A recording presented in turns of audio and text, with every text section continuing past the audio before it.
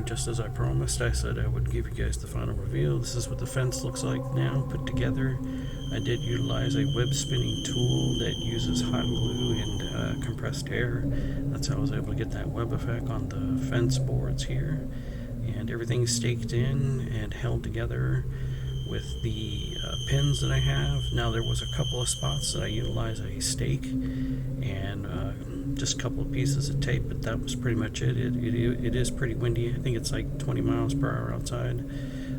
The gusts in between, but everything turned out well. I actually like it.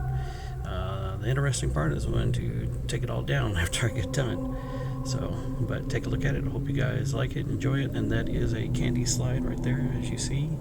And I got the boards up on the windows there, and the cross is laid out because this is like the Conjuring 2 kind of like setup, or the Nun setup, partially with the corridor crosses put together. I kind of like put everything together, mashed it together in a sense.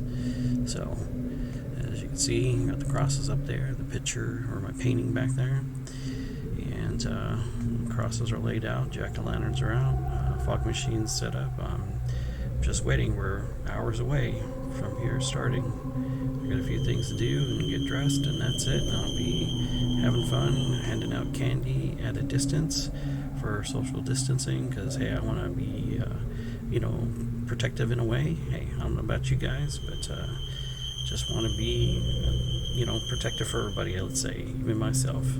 So, but as you can see, everything held well together, especially being, staked down. Let's see, I think that was at least, I had about 12 inches, maybe 16 inches worth of room for the stake to go into the ground. So, yeah, it's working out rather well.